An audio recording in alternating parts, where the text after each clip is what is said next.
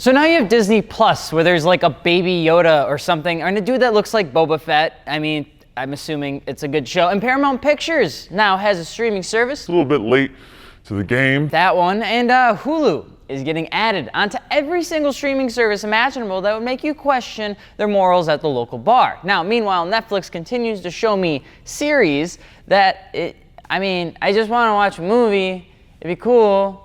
Because all they want to do is suck the life out of me. And I just want a place where I can rewatch like some Studio Ghibli, or maybe just something where it's just like a movie streaming service. Not a show, not a series, not an episode list, not a mini-series, just a movie. However, I would be willing to bet that in 5 years, there's going to be a streaming service, right, that pulls like all of it together, guys. All of it, right? Put it under one roof and charges all one flat fee. And I bet you they're probably gonna call it cable. But hey, just like cable, there are cars that people have overlooked and no longer even think they're relevant, which, well, they actually kind of are. Just like cable, this car still has some pretty good things about it. It laid the foundation of Nissan's new gen tuner cars that helped keep Nissan at the forefront of the game and looked pretty darn good while doing it. I'm Alex, alex.fi on Instagram, and today we're gonna be talking about the wide, the thick with only one C, the Nissan 300ZX.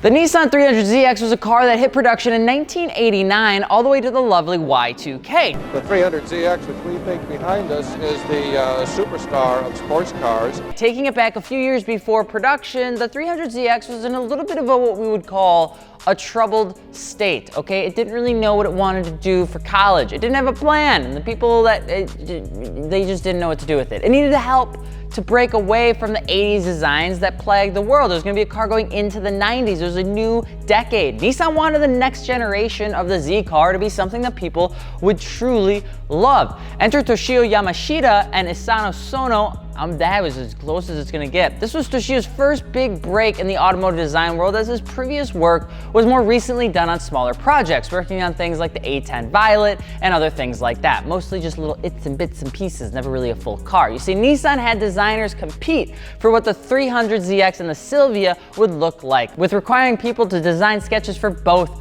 cars. Now, Yamashita only submitted one for the Z and had nothing to do with the Silvia because he said, you know what, they're better. I don't want to touch it. Really, it was designed at home while he was caring for his newborn child. Bet you feel bad that you were thinking that maybe he was being lazy. Well, he had a kid, all right? And he was really passionate about the 300ZX and not really that passionate about the Silvia. However, one could argue that maybe he just ran out of time. The car would be no small task, as the Z car is what many people knew Nissan for, especially in the United States, and Yamashita ended up winning the competition. But the car was so important that the president of the North American arm even expressed to Yamashita that the car was the company's rice. As in, it was a staple part of the company that must be executed well and would not be able to fail. Not rice like you think about it and like most of the world thinks about it, okay? So imagine your boss telling you, imagine your boss telling you that, hey bud, you know this car, don't f it up, all right? Because if you do, it's gonna be really bad, okay? Okay, sounds good. Off you go, good luck.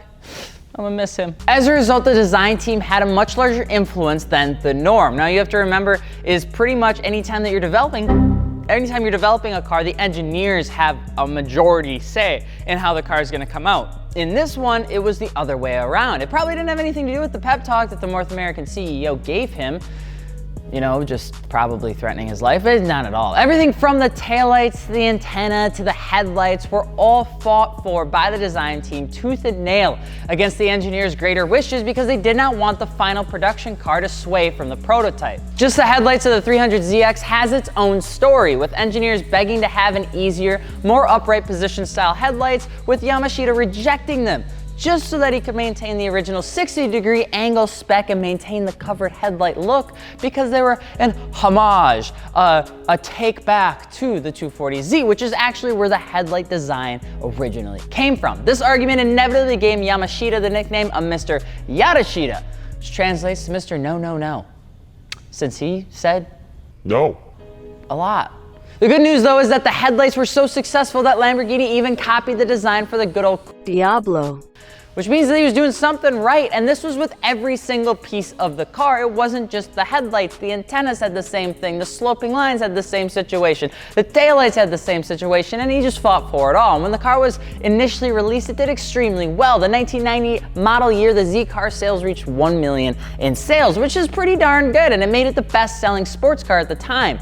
However, just like the second and third Matrix movie that in other JDM tuner cars we talked about in the past, they pushed it just a little bit too far and over-optioned the fuck out of it, which ultimately made it not really that desirable. And with the yen and the American US dollar back in the 90s kind of get a little suffocated, the 300ZX didn't stay around for too long. But hey, is this Mr. Witka's class from 2011? No. All right, history class is over, and we're not here to do that. We're here to talk about you wanting to have one of these big old boys, okay? So you want to have a 300ZX. Well, set down the Suicide Boys EP and grab your favorite flashlight, because we're about to dive into this tiny-ass engine-based space of a car, the 300ZX.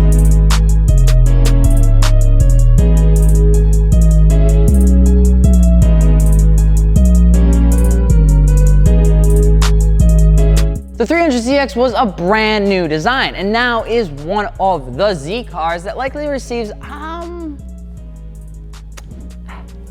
how would you say? It probably receives the greatest criticisms across all the Z generations. This one's like the one that probably gets like the most flack. The lack of the interior center gauges, marginally different initial power amounts, and some different changes to the body resulted in the car becoming less long nose, wheels more on your backside instead of being, well, the wheels are supposed to be right behind you, but then they kind of scooted a little bit farther back, and it was a little bit more of a contemporary sports car. However, the 300ZX has some banging qualities to it. First off, the car is a blast to drive. Depending on the model you get, the TT version has a good chunk of horsepower, a little bit shy of 300 horse, adjustable 2-mode suspension, and 4-wheel steering that was introduced in the first R31 Skyline. I mean, the car did well in its own space, and it did well in motorsport as well, and held itself okay against the competition. The car had a tremendous amount of technology, and for what it was at the time, it did a fantastic job. Nowadays, it's more known as a car with no engine space to do anything, and that it's heavy.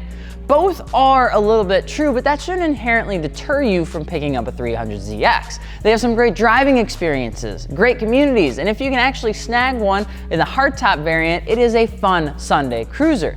Because it is a Z car, these things will never not really have an aftermarket platform, and there will always have people modifying them. It's just like you buy a Nissan, you join Z Society, you join all the Nissan communities, and then you're just stuck there for 3 to 4 decades because that's just how she goes.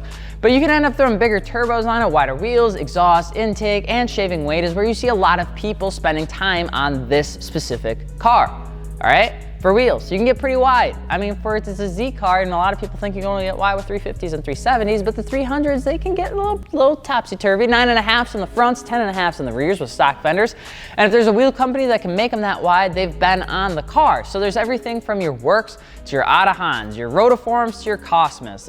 Everything is on these bad boys, and people really have a tendency to go with more of a meaty tire setup.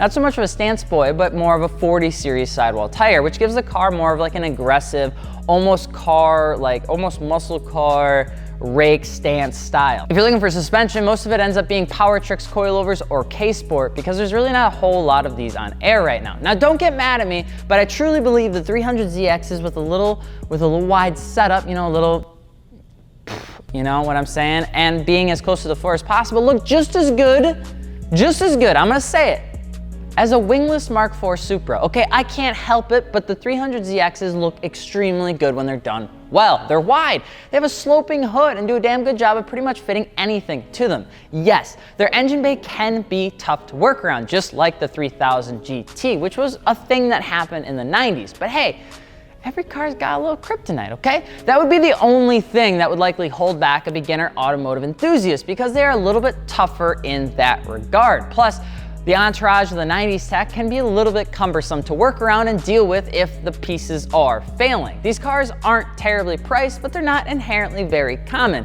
The 300ZXs out there now don't look the best, only because I don't think many people really have tried bringing them back to life. Sure, there are other 90s cars out there that are probably a little bit faster, maybe even a little bit lighter, or dare I say, a little bit easier to work on, but none of them quite carry the styling cues and heritage that Nissan built into the Z name. And if you're looking to get something that is different while still being somewhat fun and still having some of the technology that you wish an 70s car had but doesn't, a 300ZX is pretty much the one to get.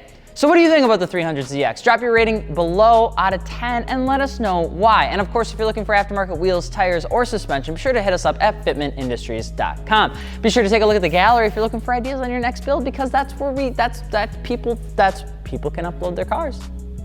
And it's pretty cool. You'd be surprised at how much programming that took. If you want to see a certain car talked about next, drop a comment below. And to the poor guy that asked for the E30, to the poor guy that's asked for the E46 for the 17th time, keep it up. Maybe we'll be there soon. I'm Alex from Fitment Industries, and we will see you later. Peace.